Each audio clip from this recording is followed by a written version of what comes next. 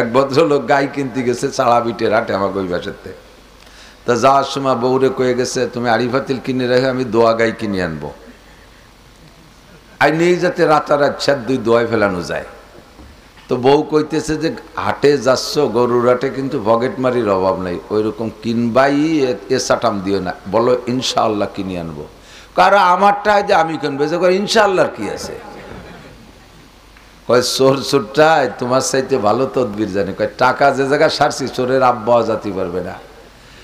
লুঙ্গির নিচে প্যান্ট পরছি, তার নিচে জাঙ্গে তল পকেটে একেবারে নিচে ছুঁইছি টাকা, ও জায়গা চোরে আর দেবে কি রে?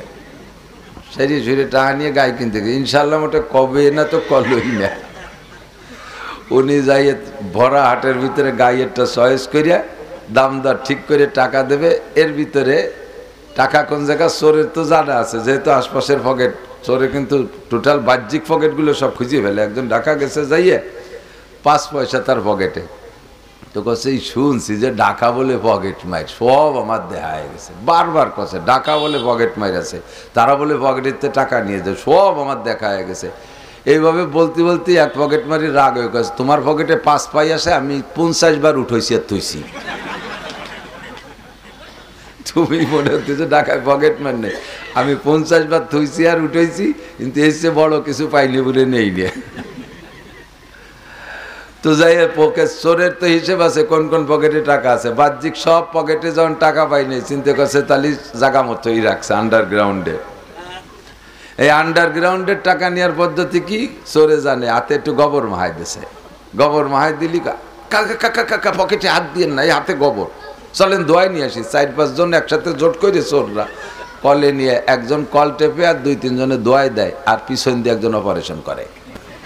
উনি কুজুজন কলেতে হাত ধরছে, সেই সময় তল ফাইসে কাটিয়ে টাহা বারে নিয়ে গেছে।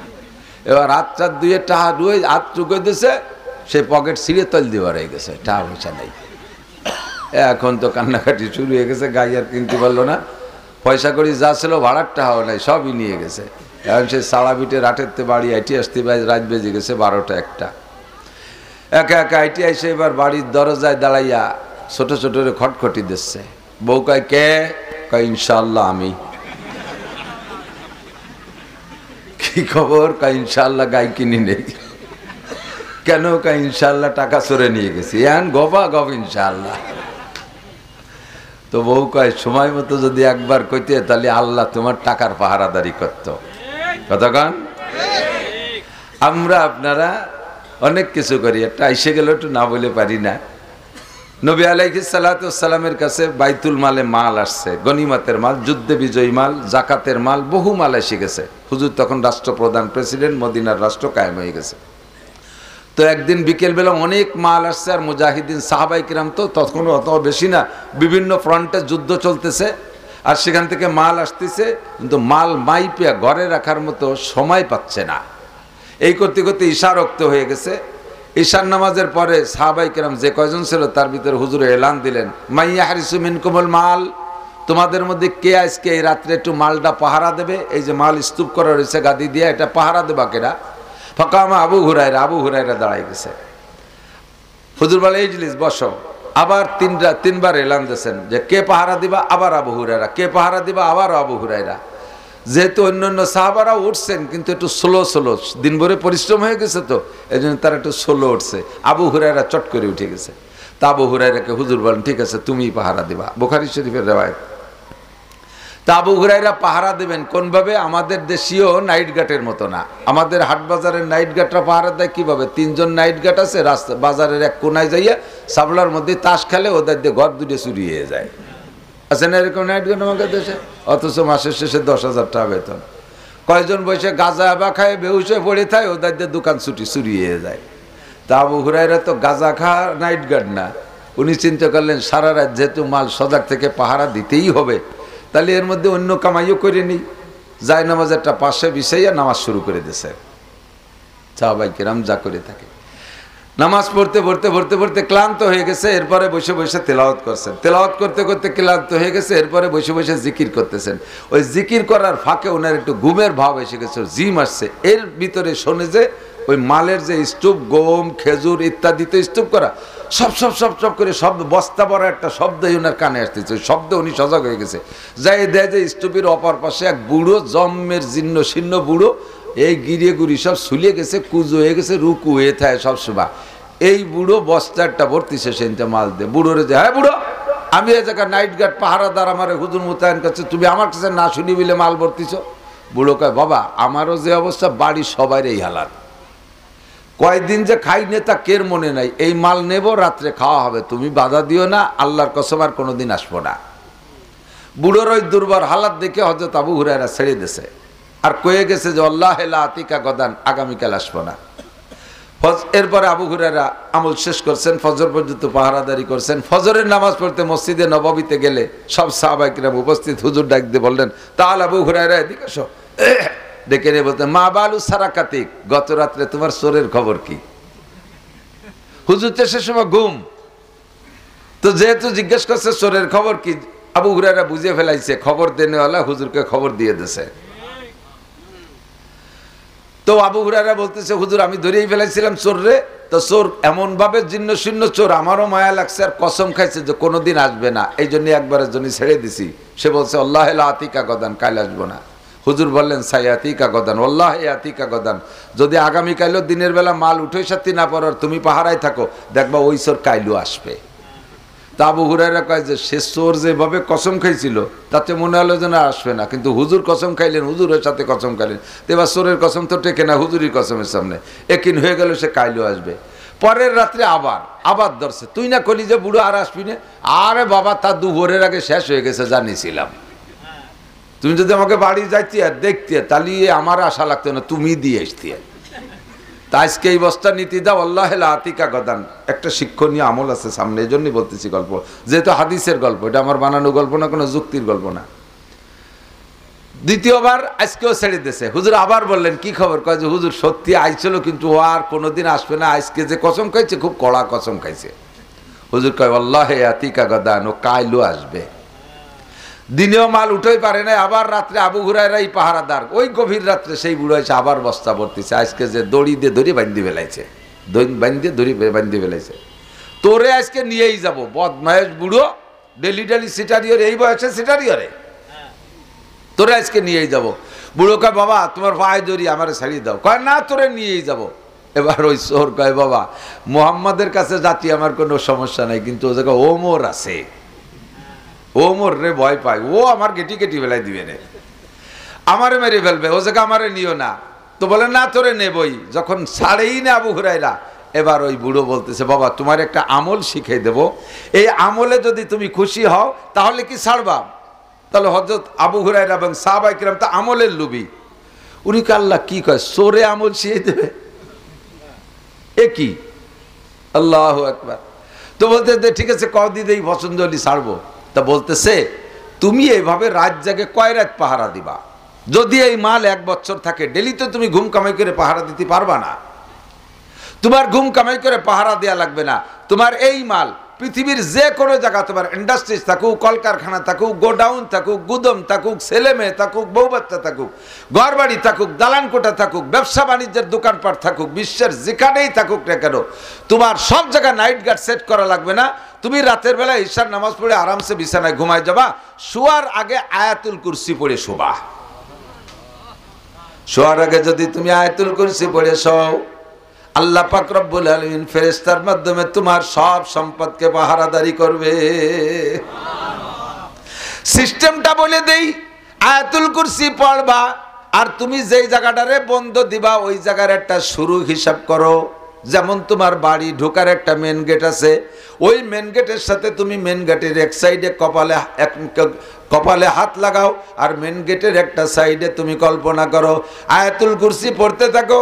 আল্লাহু লা ইলাহা ইল্লা হুয়াল হাইয়ুল কাইয়্যুম লা তাখুযুহু সিনাতুন ওয়া লা নাওম লাহু মা ফিস সামাওয়াতি ওয়া মা ফিল আরদ মান যাল্লাযী ইয়াশফাউ ইনদাহু ইল্লা বিইযনিহি ইয়ালামু মা বাইনা আইদিহিম ওয়া মা খালফাহুম ওয়া লা ইউহীতুনা বিশাইইন মিন ইলমিহি ইল্লা বিমা শাআ ওয়াসি'a কুরসিয়্যুহুস সামাওয়াতি ওয়াল আরদ ওয়ালা ইয়াউদুহু হিফযুহুমা ওয়া হুয়াল আলিয়্যুল আযীম। যেখান থেকে নিয়েছো ঘুরায় সেখান পর্যন্ত আনো।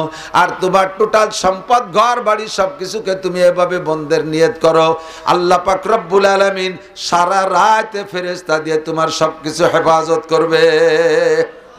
তোমার আর ঘুম কামাই করে পাহারাদারি করা লাগবে না। ওই বাউন্ডারির ভিতরে রাতের ভিতরে সারা রাত চোর ডাকাত গুন্ড বদমাইশ এমনকি জিন পরি দেও দানব ঢুকতে পারবে না। যদি বন্ধ দেওয়ার আগে কেউ ঢুকে থাকে, যদি বন্ধ দেওয়ার আগে, বন্ধ দেওয়ার পর তো কেউ ঢুকতে পারবে না, বন্ধ দেওয়ার আগে যদি কেউ ঢুকিয়ে বসে যায় তাহলে বন্ধ দেওয়ার পরে ওই লোকটা রাতের মধ্যে আর বেরোতে পারবে না, সারা রাত আটকা থেকে যাবে। যে কোনো বাহানায় সকালবেলা আপনি যখন বেরোবেন তখন সে বেরোবে, আপনি ঢুকবেন এক পাশে বেরোবেন এক পাশে, তখন আপনার বন্ধ ভাঙবে। ওরে জিজ্ঞাসা, তুই কি ব্যাপার? কেমন ভাই আইছিলাম তোমার ডাকতি, তা যে সে ফজরে রক্ত এই বাড়ি নেই, একটা বাহানা একটা কিছু কই উঠবে আর কি, আইছে তো রাত্রি চুরিয়েতি। ওয়াসিয়া কুরসিয়ুহুস সামাওয়াতি ওয়াল আরদ, ইনশাআল্লাহ যখন বলবেন তখন সব কাজের দায়িত্ব কে নেবে? ওয়ালা তাকুলান্না লিশাইইন ইন্নী ফাইলুন যালিকা গাদা ইল্লা আইয়াশা আল্লাহ। ইনশাআল্লাহ ছাড়া কোনো কিছু বলবা না যুবক, আমি এটা করব ওটা করব সেটা করব, কিছুই তুমি করার ক্ষমতা রাখো না। সর্বময় ক্ষমতার মালিক কে? আল্লাহ। নবী আলাইহিস সালামের সামান্য ত্রুটির উপরে আল্লাহ পাক লুকমা দিয়েছেন, এই ত্রুটিরে ত্রুটি বলা কবিরা গুনাহ। উম্মতকে প্রশিক্ষণ দেওয়ার জন্য একটা ঘটনা ঘটানো হয়, ঘটনা ঘটার পরে যেই কাজটা ঘটে যায় ওইটা মনে থাকে অনেক দিন। কতক্ষণ? কোনো একটা আমল যদি কোনো একটা আমল যদি কার্যক্ষেত্রে আমলটা প্রকাশ হয় তাহলে ওই কার্যক্ষেত্রের কারণে আমলটা স্মরণীয় হয়ে থাকে, অনেক দিন মনে থাকে, যাতে ইনশাআল্লাহ কোনো দিন ভুলে না যাও। এই জন্য নবীকে আল্লাহ পাক রব্বুল আলামিন এই প্রসেসে পদ্ধতিতে শিক্ষা দিয়েছেন। মুসা নবী আলাইহিস সালাম বলে ফেলছেন, আনা আলামু ফিদ দুনিয়া মা সাওয়াল্লাহ, আমি দুনিয়ায় সবচাইতে বড় আলেম। ভাষাটা আল্লাহ পাকের একটু কম পছন্দ হয়েছে। আল্লাহর দাবি ছিল মুসা বলবে আল্লাহু আলামু মান হুয়া আলামু ফিদ দুনিয়া মা সাওয়াল্লাহ, আল্লাহই ভালো জানে জগতে সবচেয়ে বড় আলেম কে। কথাটা আল্লাহর দিকে ছেড়ে দেবে, আল্লাহ পাক বলবেন আমার মুসা বর্তমানে সবচেয়ে বড় আলেম। কিন্তু কথা সেদিক না নিয়ে যখন নিজের দিকে নিয়েছে, নিজেই বলছে আমি সবচেয়ে বড় আলেম, আল্লাহ পাকের পছন্দ হয় নাই। আল্লাহ পাক বললেন মুসা তোমাকে একটা শিক্ষা সফরে যেতে হবে। কি সফর? শিক্ষা সফরে যেতে হবে। অধিকাংশ সারা সফরের বিশেষ পয়েন্ট বানাইছে, বর্তমানেও আগেও ছিল। সমুদ্র সৈকত, কক্সবাজার, কুয়াকাটা, ওই বরগুনা, পাথরঘাটা, এই যত ঘাটা ঘুটু আছে সাগরের পাড় দিয়ে, ওই বিদেশও সমুদ্র সৈকতগুলো সকলের জন্য পর্যটন কেন্দ্র। মুসা আলাইহিস সালামকে আল্লাহ বললেন তুমি শিক্ষা সফরে যাইতে হবে, তুমি তো বলেছো সবচেয়ে বড় আলেম। সবচেয়ে বড় আলেম কাকে বলে একটু দেখে আসো। কোথায় যাব, কোন জায়গা যাব? আল্লাহ পাক রব্বুল আলামিন হুকুম দিলেন মাজমাল বাহরাইন, দুই সাগরের মিলন স্থান যেখানে, ওই জায়গা গেলে একটা লোকের সাথে সাক্ষাৎ পাবা, তার সাথে কিছুক্ষণ থাকলে মুসা তুমি বুঝবা বড় আলেম কাকে বলে। একা যাব না, কেউকে নিয়ে যাব। কয় সফরে একা যাওয়া ঠিক না, সফর সঙ্গী নিয়ে যাবা। হযরত ইউসা ইবনে নূন আলাইহিস সালাতু ওয়াস সালাম তখন উম্মত ছিলেন। মুসা নবীর ইন্তেকালের পরে ইউসা নবী হয়েছিলেন। ইউসাকে সঙ্গে করে নিয়ে গেলেন। কিসসাও হয়তো কখনো শুনে থাকতে পারেন, সূরা কাহফের ভিতরে আছে ওয়াকিয়া। এই দুইজনে চলে গেছেন, যার সময় মুসা আলাইহিস সালাম ইউসা ইবনে নূনকে তার ব্যাগের ভিতরে খাবার দাবার ঢুকাইতে বলছে, আর বলছে একটা মাছ ভাইজা নিবা, এই ভাজা মাছটা যে জায়গায় তাজা হবে, ভাজা মাছ যেখানে তাজা হইয়া পানির মধ্যে চলে যাবে, ওই জায়গাটাই হলো আমাদের সফরের পয়েন্ট। দুইজন হাঁটতে হাঁটতে কত দূর যায়, দুই সাগরের মিলন স্থান যেখানে, ওখানে যে উপস্থিত হয়েছে, ক্লান্ত হয়ে পাথর মাথার নিচে দিয়ে দুইজন শুয়ে পড়ছে। কিছুক্ষণ ঘুমানোর পরে যখন কদ্দুর আবার হেঁটে চলে গেছে, ঘুম থেকে উইঠা যায়া বলতেছে, মুসা আলাইহিস সালাম বলতেছেন আরে ব্যাগে কি খাবার কি আছে একটু বের করো বাবা, ক্ষুধা লাগছে। দস্তারখান খুলে যখন ব্যাগ খুলছে, খাবারের সব আছে কিন্তু সেই ভাজা মাছ নাই। মুসা আলাইহিস সালাম কয় কি কর, মাছ কন্যে খালি? না হুজুর আল্লাহর কিরে আমি খাইনি। তা খাইছে, তা ভাজা মাছ গেল কোয়ালে। কয় জমানসানি হুইল্লা শয়তানা নাজকুরা, কথা তো ছিল সে ভাজা মাছ কোন জায়গাতে হারাই যায় আমি মনে হয়ে দেবো, কিন্তু শয়তান আমারে ভুলে দিচ্ছে, তা মনে নাই। এবার পায়ের ছাপ ধরে মরুভূমির উপরে ব্যাকে আসছে, যে জায়গা ঘুমাইছিলেন ওই জায়গায় এসে দেখে সাগরের ভিতরে মাছটা জীবিত হইয়া ডুইকা গেছে, আর ভিতরে একটা সুড়ঙ্গ হয়ে আছে, পানি মেশে নাই। সুড়ঙ্গটা এত বড়, হযরত মুসা আলাইহিস সালাম সেই সুড়ঙ্গে দিয়ে পানির মধ্যে নেমে যেতে পারেন, গায়ে পানি লাগে না। ইউসা ইবনে নুনকে ওখান থেকে বিদায় দিয়েছে, বাবা তুমি যাও, সামনে সফর সঙ্গী হবে আমার, অন্য কেউ এখন তোমারে রাখা যাবে না। ইউসা ইবনে নুনকে বিদায় দিয়া ওই গর্তের ভিতরে পানি, মাছ যাওয়া সুড়ঙ্গের মধ্যে দিয়ে ঢুকছে। সাগরের তলদেশে গিয়ে দেখে আল্লাহর এক বুজুর্গ, মাথায় পাগড়ি, গায়ে জুব্বা, বসে আছে তাসবিহ তাহলিলে, সালাম দিয়েছে, আসসালামু আলাইকুম মান আনতা ইয়া শাইখ, ও মুরব্বী আপনার নাম কি? উনি বলতেছেন ওয়া আলাইকাস সালাম আনা খাজির, আমার নাম খাজির আলাইহিস সালাম, খিজির বা খাজির দুইটাই জায়েজ। ওমান আনতা, আপনি কে? উনি পরিচয় দেয়, আনা মুসা বনি ইসরাইল, আমি বনি ইসরাইলের নবী মুসা। পরিচয় হওয়ার পরে সাগরের তল থেকে বেরিয়ে আসছেন। এবার সাগরের পাড়ে আসার পরে মুসা আলাইহিস সালাম বলতেছেন, হযরত আমি আপনার সাথে কিছুক্ষণ থাকতে চাই। খিজির আলাইহিস সালাম বললেন, ইন্নাকা লান তাসতাতিয়া মাইয়া সাবরা, ও মুসা তোমার স্বভাব সম্পর্কে আমি জানি, আমার মতো মানুষের সাথে তোমার মতো স্বভাবের মানুষ বেশিক্ষণ ধৈর্য ধরে থাকতে পারবা না, তোমার এই সফরের সাথী হওয়ার দরকার নাই। মুসা আলাইহিস সালাম বললেন, ইনশাআল্লাহ আমি পারবো। উনি ইনশাআল্লাহ দেব শুরু করেছেন, ইনশাআল্লাহ আমি পারবো, বাস চলো যাই। রাস্তা দিয়ে হাঁটতেছে, যাইতে যাইতে কত দূর যাইয়া নদীর পাড় দিয়ে হাঁটতেছে, ওই নদীটা পার হয়ে উপার যাওয়ার প্রয়োজন। খিয়াঘাটে যখন গেছে, যাইয়া খিয়াওয়ালার সাথে সাক্ষাৎ, দুই বছর করে দেখা খিয়াওয়ালা আগেই কন্ট্যাক্ট করে নেছেন, হযরত আপনাদের দুইজনরে পার করতে পারি, শর্ত হলো পয়সা দিতে পারবেন না, পারের করি নেব না। পয়সা নেবে না বলে আগে কন্ট্যাক্ট করে নেছেন, আমরা হলে পয়সা কত দেবেন সেই কন্ট্যাক্ট করতাম। হুজুর মানুষ, বক্তা মানুষ, মোটা টাকা কামাই করেন, কয় টাকা দেবেন তাই করেন। আর উনরা কয় না হুজুর পয়সা দিতে পারবেন না, ঠিক আছে ওঠেন খিয়ায়। খিয়া নৌকায় উইটা মাঝ নদীতে গেছে, ইতিমধ্যে দেখে একটা পাখি পানির মধ্যে মুখ দিয়ে এক ফোঁটা পানি পান করলো। ছোট্ট পাখির মুখ থেকে আর এক ফোঁটা পানি ছুটে পড়ে গেছে।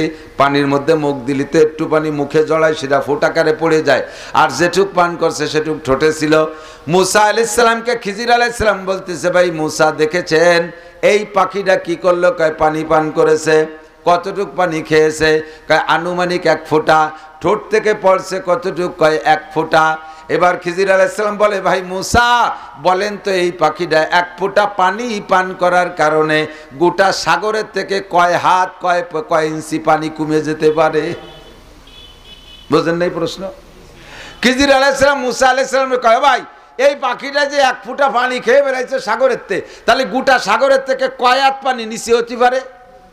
মুসা আলাইহিস সালামকে আপনার সাথে আমার থা হবে না নে, এই সমস্ত আবহাওয়া জিজ্ঞেস করবেন, এটা প্রশ্ন হলো। সারা সাগরের থেকে টনকে টন পানি নিয়ে গেলিও তো এক চুল পরিমাণ কমে না, আর এক ফুট পানি খাইছে তো কয় হাত পানি কমে গেছে, এই জিজ্ঞেস করেন ভাও কথা? কয় মুসা ভাও কথা না, তোমার এই সফরের নাম শিক্ষা সফর, কদমে কদমে শিক্ষা গ্রহণ করবা। ওই সেই কথাটার শিক্ষা দেয়, হে মুসা তোমার এলেম আর আমার এলেম, তোমার জ্ঞান আর আমার জ্ঞান। আমার জ্ঞান দিয়ে আমি বিমান বানাইতে পারি, রকেট বানাইতে পারি, ক্ষেপণাস্ত্র বানাইতে পারি, অ্যাটম বোমা বানাইতে পারি, পারমাণবিক বোমা বানাইতে পারি, দুনিয়ার সব আবিষ্কার করতে পারি। মুসা তুমি 1000 পারা তৌরাতের হাফেজ আলেম হতে পারো। তোমার এলেম আর আমার এলেম আর এই সাগর আর আমার আর তোমার আল্লাহর এলেমের পরিমাণ বোঝানোর জন্য এই সাগরের থেকে এক ফোঁটা পানি পাখি পান করেছে, অতটুক আমার এলেম। যে ফোঁটা পানি পইড়া গেছে অতটুক হলো তোমার এলেম। আর গোটা দুনিয়ার 7 সমুদ্র 13 নদীতে যত পানি আছে সমস্ত পানি সম পরিমাণ আমার আর তোমার আল্লাহর ইলম। ওমা উতিতুম মিনাল ইলমি ইল্লা কালিল। হে চায়নার বিজ্ঞানীরা, হে ইসরায়েলি পণ্ডিতরা, হে জাপানের বিজ্ঞানীরা, হে জাপানি, রাশিয়ার বিজ্ঞানীরা, ইন্ডিয়ান বিজ্ঞানীরা, সারা দুনিয়ার বিজ্ঞানী সবার বিজ্ঞানকে একত্রিত করলে আল্লাহ পাকের কুদরতি এলেমের সামনে সাগরের থেকে যেমন 1 ফোঁটা, তোমাদের সকলের জ্ঞান বিজ্ঞানও 1 ফোঁটার বেশি না। ঠিক না? আল্লাহ কয় তোমাদের বিজ্ঞান দিয়ে ধান ছাড়া চাউল বানাও, তোমাদের বিজ্ঞান দিয়ে তোমরা হাঁস মুরগি ছাড়া ডিম বানাও, তোমাদের বিজ্ঞান দিয়ে একজনের বীর্য আর একজনের কি বলা হয় স্বামী স্ত্রী মিলন পদ্ধতি ছাড়া ডাইরেক্ট বীর্য বের করে আর এক নারীর পেটে দিয়ে তোমরা সন্তান তৈরি করো, এও আমি ক্ষমতা দিয়েছি, বিদায় করো। ও বন্ধু, এই 2 জায়গার থেকে বীর্য নেওয়া ছাড়া, মিলন দেওয়া ছাড়া আলাদা একটা কিছু দিয়ে হুবহু এমন একটা মানুষ বানায় দেখাও, জীবনেও কোনোদিন পারবে? কথা বলেন, পারবে? কোনোদিনও পারবে না। আমার আল্লাহ বলেন 5টা সব এলেম তোমাদেরকে দিতে পারি, 5টা এলেম দেই নাই। একটা হলো ইন্নাল্লাহা ইনদাহু ইলমুস সাআ, এ দুনিয়া একদিন ধ্বংস হবে। জোরে বলেন, হবে কি হবে না? দুনিয়া ধ্বংস হবে, থাকবে না এ দুনিয়া, কিচ্ছু থাকবে না। ইজাস সামাউন ফাতারাত ওয়া ইদাল কাওয়াকিবুন তাসারাত ওয়া ইদাল বিহারু ফুজ্জিরাত ওয়া ইদাল কুবুরু বুসিরাত ইযা ওয়াকাতিল ওয়াকিআ লাইসা লিওয়াকাতিহা কাযিবা খাফিদাতুর রাফিআ ইযা রুজ্জাতিল আরদু রাজ্জা অবুসাতিল জিবালু বাসসা। আসমান টাস টাস করে ফেটে যাবে, চন্দ্র সূর্য গুঁড়ো গুঁড়ো হয়ে যাবে, তারকারাজি চটপট করে এদিক ওদিক উড়াউড়ি শুরু করবে, একটার অস্তিত্ব থাকবে না, পায়ের নিচে জমি থাকবে না, পাহাড় পর্বতগুলো তুলার মতো উঠতে থাকবে, কোনো স্থাপনা কোনো কিছুই থাকবে না। এর নাম হলো কিয়ামত। এই কিয়ামত কবে হবে এর তারিখে কেউ আমি জানতে দেই নাই। ইন্নাল্লাহা ইনদাহু ইলমুস সাআ, কিয়ামতের তারিখ আল্লাহ জানে। ওয়া ইউনাজ্জিলুল গাইস, 2 নম্বর হলো কোন দিন কোন মেঘে কোন জায়গা বৃষ্টি নামবে। কোন দিন কোন জায়গা কোন মেঘে বৃষ্টি নামবে এটা দুনিয়ার কোনো বিজ্ঞানীরা শিওর সংবাদ বলতে পারবে না, সম্ভাবনা আছে বলতে পারবে। আরে এমনকি যেই মিকাইল ফেরেশতা বৃষ্টি নামায় সেও 1 সেকেন্ড আগেও জানে না যে জায়গা বৃষ্টি নামাবে কি নামাবে না, যখন অর্ডার হয় সঙ্গে সঙ্গে বৃষ্টি নামাইয়া দেয়। 2 নম্বর ওয়া ইউনাজ্জিলুল গাইস। 3 নম্বরে ওয়া ইয়ালামু মা ফিল আরহাম, কোন নারীর পেটে সন্তান আছে আর নাই এইটা দুনিয়ার কোনো মানুষ বলতে পারে না। সন্তান পেটে আসার পরে মেশিন দিয়ে দেখে বলতে পারো আমার আল্লাহ সন্তান পেটে আসার আগেও জানে কার পেটে সন্তান আছে কি আছে না, ধারণ ক্ষমতা আছে কি আছে না, বাচ্চা দেওয়ার ক্ষমতা আছে কি আছে না, না সন্তান নারী না পুরুষ, সব কিছু আল্লাহ ছাড়া কেউ শিওর সংবাদ বলতে পারে না। 4 নম্বরে আমা তাদরি নাফসুম মাযা তাকসিবু গাদা, আগামীকাল ভাই একটু পরে কে কি ইনকাম করবেন কেউ বলতে পারবেন না, কে কি খাবেন কেউ বলতে পারবেন না। নিজে আসার সময় ঢাকা থেকে আসার সময় পদ্মার ঘাটে এপার ওপার মাছের আড়ত আছে, বড় বড় দামি দামি ইলিশ মাছ, বড় পাঙ্গাস আর আইড় মাছ, এত মোটা মোটা চিংড়ি মাছ, পদ্মা নদীর খোল্লা মাছ, এরপরে ট্যাংরা মাছ, মোটা মোটা মাছ পাইছেন, টাকা আছে পয়সা আছে, 10 প্রকারের মাছ কিনে নিয়ে আসছেন। আসার পথে আবার পাখি পাইছেন 2 প্রকার, তা নিয়ে আসছেন। আসার পথে আপনি রাজভোগ, মালভোগ, রসমালাই ইত্যাদি মিষ্টি আশটা কিনে নিয়ে আসছেন। আবার 10 কেজি দুধ আনছেন, বউরে কইছেন 10 কেজি দুধ জ্বালাইয়া 2 কেজি বানাইয়া পায়েস রান্না করবা। দুপুরবেলা সব রান্না হয়ে গেছে, টেবিলে সাজাইয়া বসছেন, খানা খাবেন, ভাতও মাখানো হয়ে গেছে, লুকমাও ধরা হয়ে গেছে, ঠোঁটের মাত্র কাছে গেছে। ইতিমধ্যে ছেলে এসে কয় আব্বা আপনি বলে আমলিক করেন, আপনার নামে মামলা, র্যাবে বাড়ি ঘিরে ফেলাইছে, র্যাবে বাড়ি ঘিরে ফেলাইছে সেনাবাহিনী। আর কি ওই নেলা গালে যাবে, ওই লুকমা মুখে যাবে? ভাত ফেলায় চুইয়ে পিছনের দরজা দিয়ে পায়খানা ছাদের পাশ দিয়ে লাভ দিয়ে কোচড়ির মধ্যে পড়িয়া তল দিয়ে ডুবইয়ে যাইয়ে বিলির মধ্যে দিয়ে 3 মাইল দৌড় হয়ে যায়, বুন বাড়ি যে হাবাতে হাবাতে হচ্ছে, বুন্ডি চাটিয়ে ভান্তা ভাত থাকলি দে, এত তা কিনলেন কিছু খাতে পারলেন না, খাইতে পারবেন কি পারবেন না কে জানে। ওমা তাদরি নাফসুম মাযা তাকসিবু গাদা, আগামীকাল কে কি ইনকাম করবেন কেউ কইতে পারবেন না। ওমা তাদরি, যুবক আমার দিক তাকাও, ওমা তাদরি নাফসুম বিআইয়ি আরদিন তামুত, কে কোন জায়গা মারা যাবা কেউ বলতে পারবে না, তবে যেখানে মরণ আছে সে জায়গা যাইতেই হবে যে কোনো বাহানা, ঠিক না? দচি জাদা মীরা কাসাত জোরে জোর একে আবদানা দেগার খাকে গর। দুইটা জিনিস মানুষকে গন্তব্যে নিয়েই ছাড়ে, কোনো বাধায় ঠেকাইতে পারে না। একটা হলো রুজি আর রুটি, আর একটা হলো কবরের মাটি। যেখানে কবর আছে সেখানে যাইতে হবে, যেখানে মরণ আছে সেখানে যাইতে হবে। কুলাঙ্গার পোলাপান, ইদানিং কাল পোলাপানগুলো বেশি কুলাঙ্গার হয়ে গেছে। খানা খাতি বসলি মোটে খানা শেষই হয় না, কারণ এক নেলা গালে দেয় আর মোবাইল দেয়। ওদের মাহাইনেবাদ জুড়ে যাচ্ছে, তাও সে এমন মোবাইলের মধ্যে মজার মধ্যে ঢুয়ে গেছে, সে আইঠিয়াবাদ সহ আবার একটা খোঁচা দেয়। আছে আইঠিয়ে রয়েছে, সে অবস্থায় ডলা দেয়, মোবাইল মাহাই গেছে। এক ওক্তের ভাত খাইতে 1.5 ঘন্টা টাইম লাগায়। কতক্ষণ? আজকে যুবক নাকে মুখে গিলতেছে টপা টপ, মাত্র 5 মিনিটের মধ্যে খাওয়া শেষ। মা কয় আসতে কা গলা বেঁধে যাবে, এত তাড়াতাড়ি খাস কাকা? আমার বন্ধু রাস্তায় ফোন দিছে, 2 দোস্ত আমরা বাঙ্গার থেকে 4 লেনে একেবারে মাওয়ার ঘাট পর্যন্ত যাব, ওখানে যাইয়া ইলিশ খাবো মা, আজকে তোমার খানা বেশি খাবো না। তাড়াহুড়া কইরা দৌড়ে যাইয়া মোটর সাইকেলে উঠছে। 2 দোস্ত রাস্তায় মোটর সাইকেল চালাইতেছে, হাং আর বং গাড়ি 150 কিলোমিটার বেগে। মোড়ের পার যাইয়া সামলাইতে পারে নাই, ট্রাকের তলে সইলা গেছে। বালুর ট্রাকের সাথে লাইগা 2 দিক চায় শীতে পড়ে জায়গায় ডেট। মা গলা জড়াই ধরে কান্দে, লাশ ধইরা কয় বাবা অন্যদিন 1.5 ঘন্টা ধরে খাইতি, আজকে এত তাড়াতাড়ি কেন খালি? খাওয়ার মধ্যে যদি 1.5 ঘন্টা টাইম লাগাইতি, এই টাইমে জায়গা আসতি না, মরতি না। তোরে কে ডাকলো এই জায়গায় এত তাড়াতাড়ি? মা তুমি জানো না, আজরাইলে ওই জায়গা থেকে নক করতেছে, ওই জায়গাতে কল করতেছে, তাড়াতাড়ি আয়, গড়ির টাইম পুরে সময় মিলে যাচ্ছে, কাটা এসে গেল জায়গায়। তুই 1.5 ঘন্টা ধরে খাইলে তোর এ জায়গায় দিয়ে দেবে কিনা, তাড়াতাড়ি আয়। এই জন্য নাহে মুহি গিলিয়া তাড়াতাড়ি মোটর সাইকেলে জায়গা মতো যাও। আজরাইল কয় ওই জায়গা নেওয়ার দায়িত্ব আমার না, ওই জায়গা মারার দায়িত্ব আমার, নেওয়ার দায়িত্ব তোমার বন্ধুর মোটর সাইকেল। হযরত ইদ্রিস নবী আলাইহিস সালাতু ওয়াস সালাম, আদম আলাইহিস সালামের পরে শীস আলাইহিস সালাম, শীস আলাইহিস সালামের পরে মাহলাইল আলাইহিস সালাম, 3 নবী। চতুর্থ নবীর নাম ইদ্রিস আলাইহিস সালাম। সে সময় দুনিয়ায় কয়েক লক্ষ মানুষ, কোটি কোটি মানুষ হয় নাই। ইদ্রিস আলাইহিস সালামকে আল্লাহ পাক 30 খান সহিফা আসমানি কিতাব দিয়েছে উম্মতকে পড়াবা। ইদ্রিস আলাইহিস সালাম দুনিয়ায় সর্বপ্রথম ক্লাসের মাধ্যমে লেখাপড়ার পদ্ধতি আবিষ্কার করেছেন।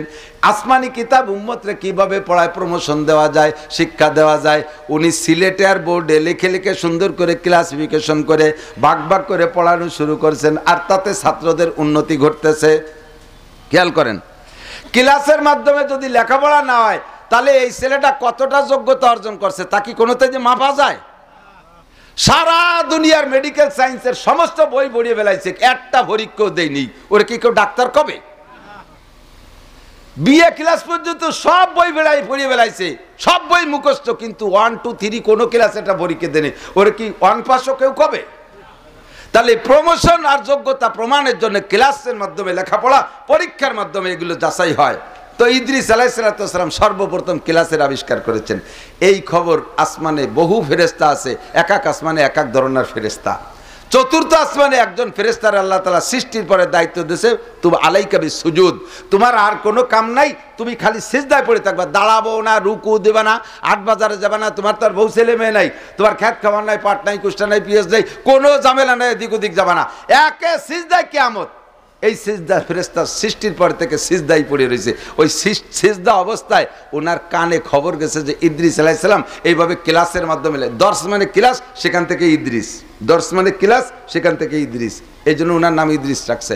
তো ওই ফেরেশতা কয়, আল্লাহ আমি খবর পেলাম এনদে জিবরাইল যাওয়ার সময় কয়ে গেল যে দুনিয়ায় যে আসমানি কিতাব ইদ্রিস নবীর কাছে দিয়েছে, ওটি উনি এইভাবে ক্লাসের মাধ্যমে পড়াচ্ছে উম্মতকে। আমার শুনে খুব ভালো লাগছে, তুমি যদি একটু অনুমতি দিতে আমি একটু ওনার সাথে সালাম মুসাফা করে একটু দেখা করে আসতাম। আল্লাহ বলে, ঠিক আছে, মাথা উঠে যাও, দেখা করে আসো।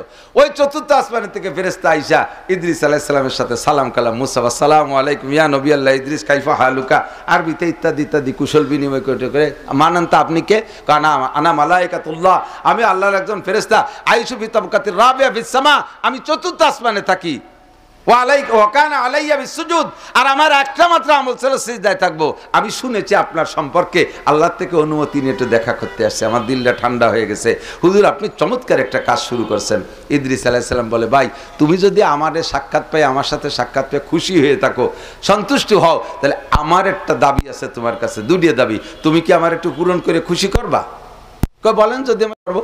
কয় বলেন কি কি? কয় এক নম্বর হলো এই যে বেলাটা ওঠে আর ডোবে, আমার মাথার মধ্যে ঘুরতেছে যে কোন জায়গাতে ওঠে আর কোথায় ডোবে, এই উঠা ডোবাটা একটু দেখতে মনে চাচ্ছে।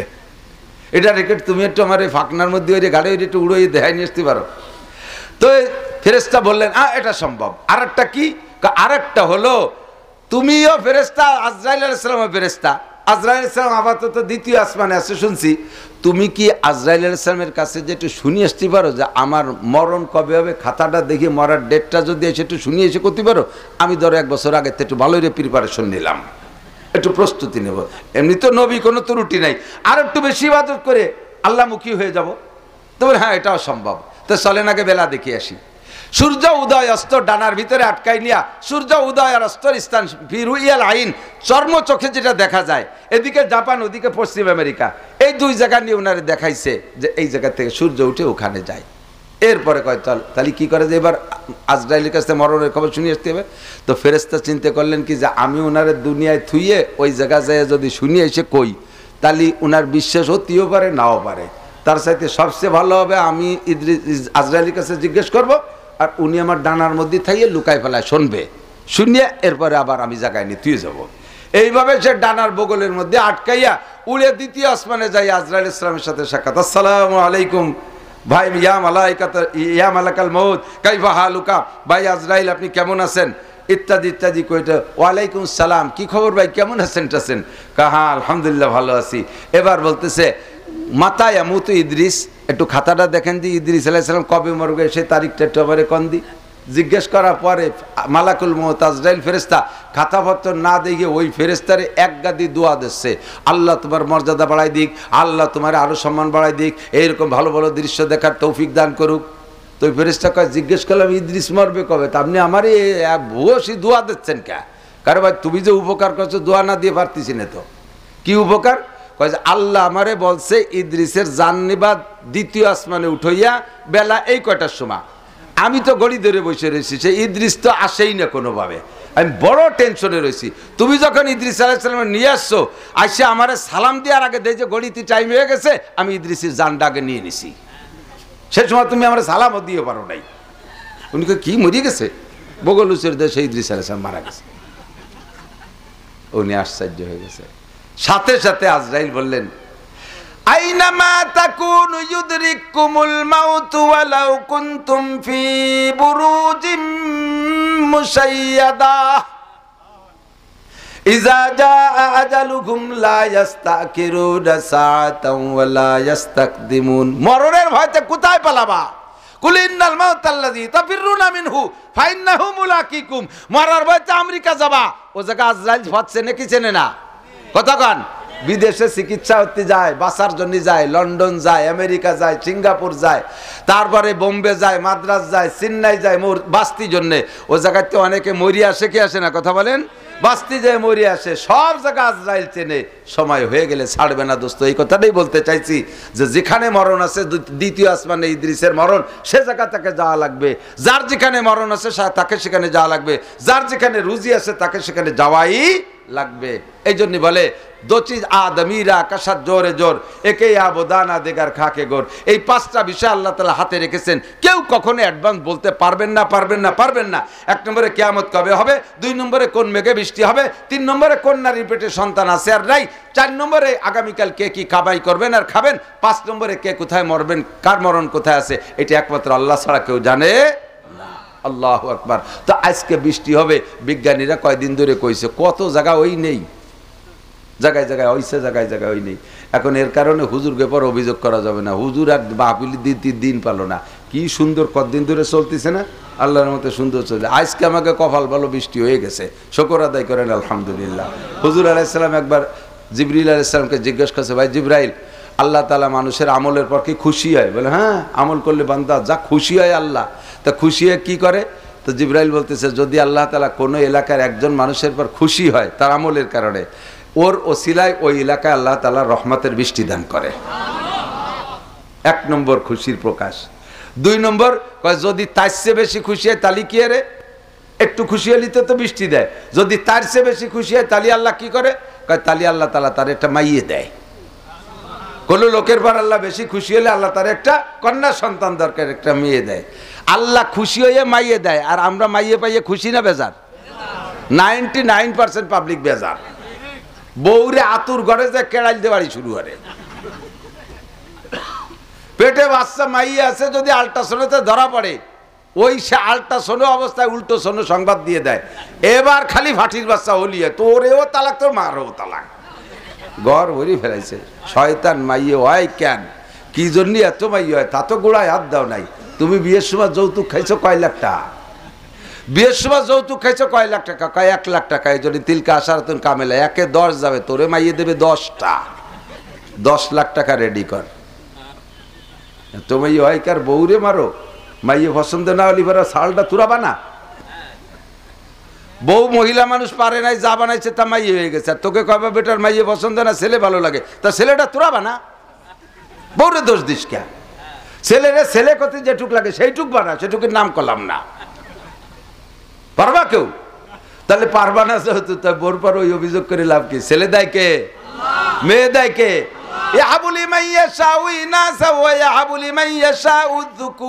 ছেলেও দেয় আল্লাহ, মাইও দেয় আল্লাহ। ফাঁকে ছোট্ট একটা ফতোয়াকে আমি অজের দিক চলে যাচ্ছি, এখনো যা ভরছি সেদিক জাতি পারি নেই। যদি কোনো ব্যক্তি স্ত্রীর উপরে প্রেসার দেয়, তোর মাই হলে এই করব, ওই করব, সেই করব, তাহলে এই বলার সাথে সাথে আর যদি সেই অ্যাকশনে যায়, সেই অ্যাকশনে যায় স্ত্রীর উপরে, কন্যা সন্তান হওয়ার কারণে ওই লোকটা বেঈমান হয়ে গেছে, কাফের হয়ে গেছে।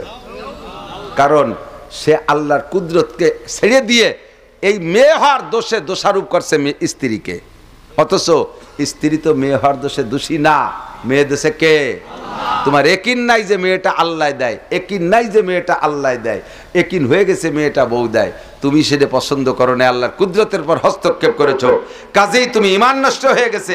বরঞ্চ তুমি খুশি থাকো। ছোট্ট করে একটু বলে চলে যাই, যারা মেয়েতেও অখুশি তারা বড় অকৃতজ্ঞ।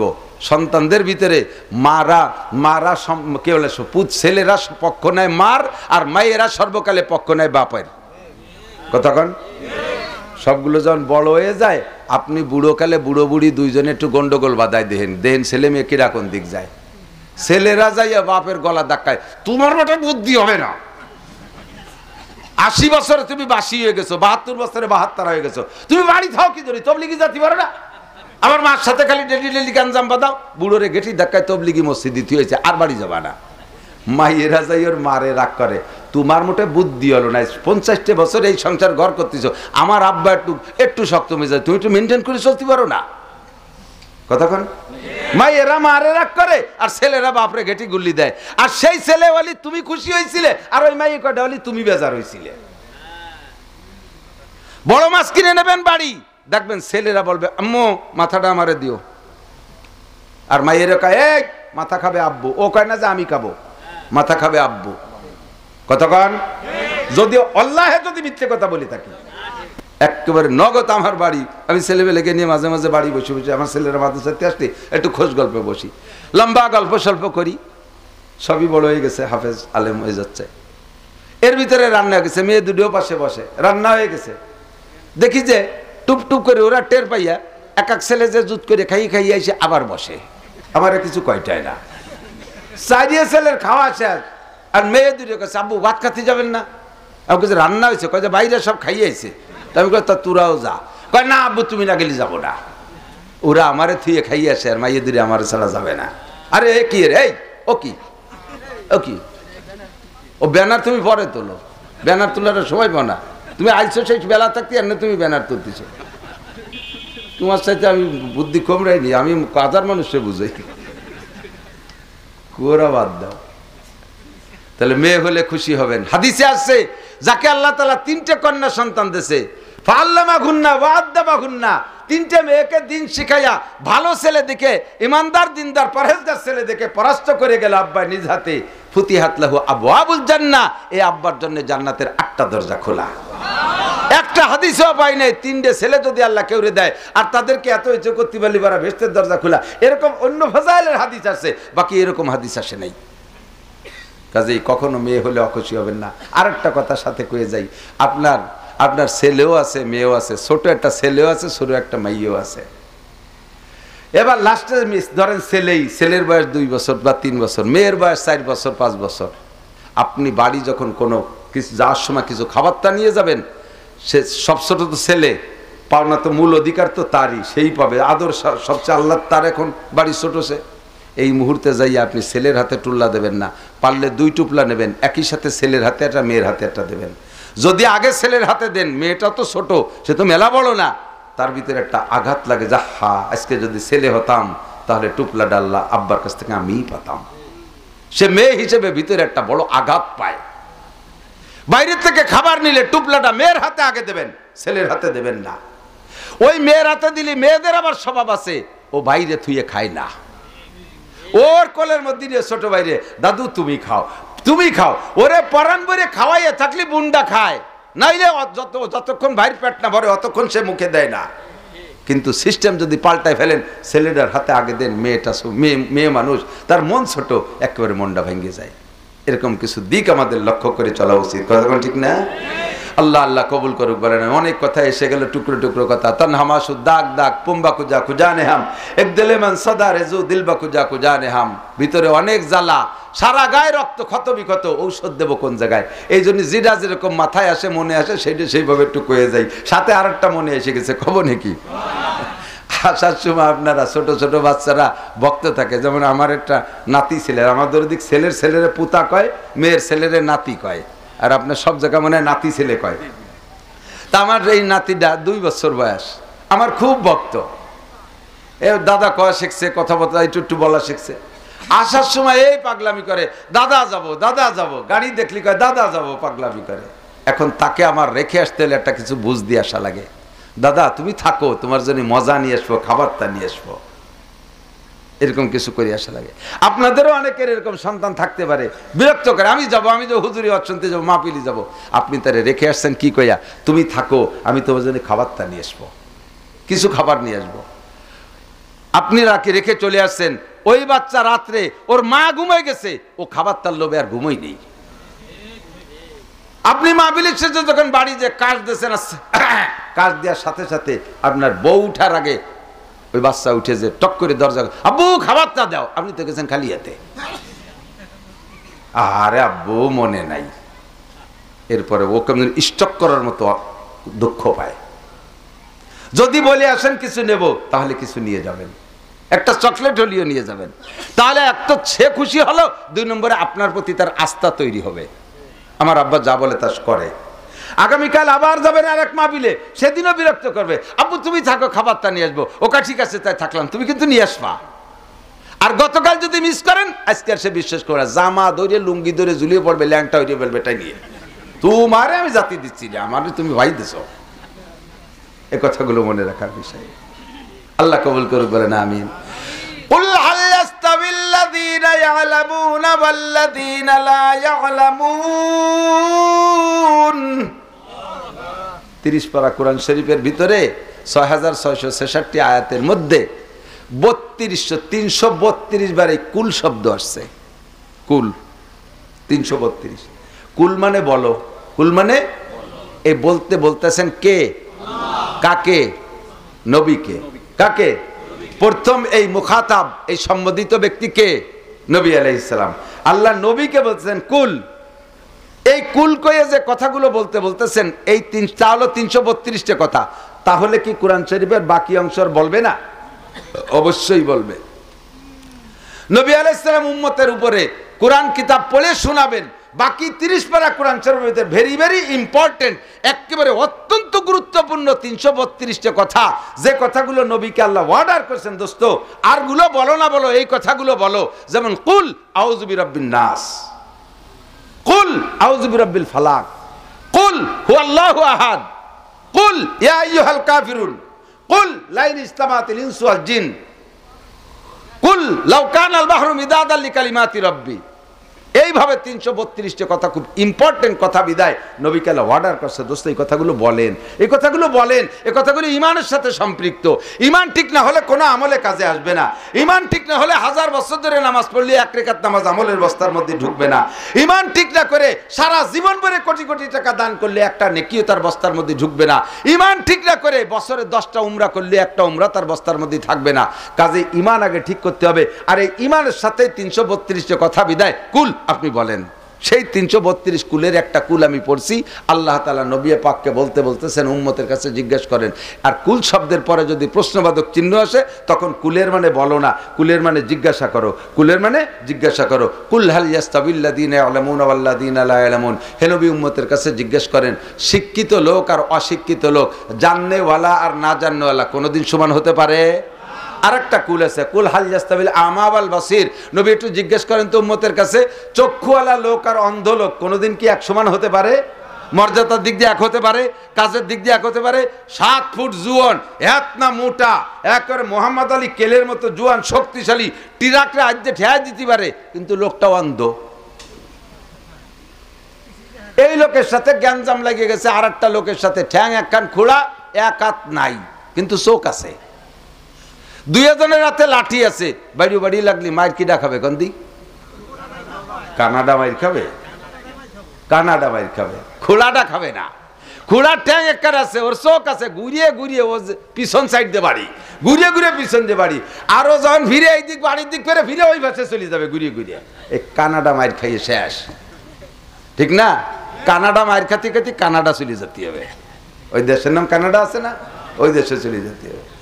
অন্ধ আর চক্ষু আলা যেমন সমান হয় না, শিক্ষিত আর শিক্ষিত তেমন সমান হতে পারে না। আল্লাহ পাক বলেন ইয়ারফাইল্লাহুল্লাযীনা আমানু মিনকুম ওয়াল্লাযীনা উতুল ইলমা দারাজাত। তোমাদের মধ্যে আমার কাছে সবচেয়ে দামি ওই ব্যক্তি যেই ব্যক্তি ঈমানদার, যেই ব্যক্তি ঈমানদার। ঈমানের দাম আমার কাছে এত বেশি, আরে আমেরিকার ডোনাল্ড ট্রাম্প থেকে নিয়ে জাপানের প্রেসিডেন্ট প্রধানমন্ত্রী পর্যন্ত সারা পৃথিবীর 300-400 দেশের সমস্ত প্রেসিডেন্ট প্রধানমন্ত্রী তারা যদি বেঈমান হয়, এই বেঈমান প্রেসিডেন্ট প্রধানমন্ত্রী সমস্ত মন্ত্রী পরিষদকে এক পাল্লায় উঠাই দিবা। আর এই গ্রামের চর অযোধ্যা গ্রামের একটা অন্ধ খোলা কানা একটা মুসলমান ফকির, একটা মুসলমান ইমানদারকে আর এক পাল্লায় উঠাইয়া দিবা। আল্লাহ পাক বলেন আমার কাছে ইমানদারের পাল্লা ভারী হইয়া যায়। আল্লাহ পাক বলেন ইন্না আক্রামাকুম ইনদাল্লাহি আতকাকুম। হে মুসলমান ভাই ও বিরাদার, জবাব দেন দুনিয়ায় সম্মানী কারা? আমরা বলি প্রধান উপদেষ্টা বর্তমানে সবচেয়ে সম্মানী, তারপরে স্বরাষ্ট্র উপদেষ্টা, তারপরে পররাষ্ট্র উপদেষ্টা, এরপরে শিক্ষা উপদেষ্টা, এরপরে কি বলা হয় অর্থ উপদেষ্টা, এইরকম বিভিন্ন মন্ত্রণালয়ের যত মন্ত্রীরা আছে, তারপরে সচিবরা দামি, তারপরে ডিসিরা দামি, তারপরে সেনা প্রধান দামি, তারপরে আইজি সাহেব দামি, এমন করে দামি দামি সম্মানের ভাগ আমরা করি। আল্লাহ কয়ের একটারও দাম নাই যদি তাদের মধ্যে ঈমান না থাকে, এর একটারও 1 পয়সারও দাম নাই, একটারও 1 পয়সারও দাম নাই। আমার কাছে দামি ইন্না আকরামাকুম ইনদাল্লাহি আতকাকুম। তোমাদের মধ্যে যারা মুত্তাকিন আর পরহেজগার, খেয়াল করে না, তোমাদের মধ্যে যারা মুত্তাকিন, মুত্তাকিন কাকে বলে? যার মধ্যে আল্লাহর ভয় আছে। আল্লাহ কি ভয় পায়? এরা আল্লাহরে কিভাবে ভয় পায়? আল্লাহ কি নিজে হাতে লাঠি দিয়ে পিটে? কোন জজ আসামিরে কি নিজে হাতে পিটাইয়ে বিচার করে? কোন ফাঁসির আসামিরে কি জজ নিজে হাতে ফাঁসি দেয়? জজ রে ভয় পায় বেশি না জল্লাদ রে ভয় পায় বেশি? জজ রে ভয় পায় বেশি, কারণ জল্লাদের বাপের ক্ষমতা নাই আসামির গায়ে হাত দিয়া যদি জজ সাহেব কলম চালাইয়া না দেয়। জজের কলম ছোট, 2 কান লাঠি, এদিক টাকায় 1 কান লাঠি 6 হাত আর 1 কান লাঠি 6 ইঞ্চি। কোন লাঠির গায়ে শক্তি বেশি? 6 ইঞ্চি কলম। কলম এই ছোট লাঠিখানের হেভি শক্তি। লাখখানি 6 হাতে লাঠি দিয়ে বাড়ি বাড়ি অরবা, আর এই 6 ইঞ্চি 1 কলম দিয়ে খুসাই দিয়ে দেবো, সদরপুর ধরে ফাঁসি। তাইতে আর একবার আসি আর না আসি, পারে কি পারে না? 6 ইঞ্চি লাঠির বড় শক্তি। এই 6 ইঞ্চি লাঠির মাধ্যমে যারা শিক্ষা অর্জন করবা তাদের দাম আল্লাহর কাছে বেশি। ইয়ারফাইল্লাহুল্লাযীনা আমানু মিনকুমাল্লাযীনা উতুল ইলমা দারাজাত, তোমাদের মধ্যে যারা ঈমানদার, তোমাদের মধ্যে যারা মুত্তাকিন, তার ভিতরে আল্লাহর ভয় আছে। আরে আল্লাহরে ভয় করি কি জন্য? আল্লাহ নিজে হাতে লাঠি দিয়ে পিটাবে না, আল্লাহ ফাঁসি দেবে না। আল্লাহর সামনে 4টে ইমিগ্রেশন আছে, আল্লাহর সামনে দিয়ে 4টে ইমিগ্রেশন আছে। ইমিগ্রেশন পর্যন্ত যারা বিমান চলছেন তারা বোঝেন, বিমানে ওঠার আগে 4টে চেক পয়েন্ট। বিমানের পরিভাষায় তাকে ইমিগ্রেশন বলে। 1 নম্বর ইমিগ্রেশন পাসপোর্ট ইমিগ্রেশন, 2 নম্বরে টিকিট ইমিগ্রেশন, 3 নম্বরে মাল ব্যাগেজ ইমিগ্রেশন, 4 নম্বরে বডি ইমিগ্রেশন। বডি চেক হয়। 1 নম্বরে পাসপোর্ট ঠিক আছে নাকি দেখতে হবে, 2 নম্বরে টিকিটটা ঠিক আছে নাকি দেখতে হবে, 3 নম্বরে তোমার মালের ভিতরে, ব্যাগেজের ভিতরে, লাগেজের ভিতরে কোনো দূষিত কিছু আছে কিনা ওটা কম্পিউটার দিয়ে চেক হবে। 4 নম্বরে তোমার বডি ইমিগ্রেশন হবে। অনেকে নাকি বিদেশেতে বলে পেট ভরে সোনা খাইয়ে এসে বাংলাদেশে পায়খানা করে বেছে।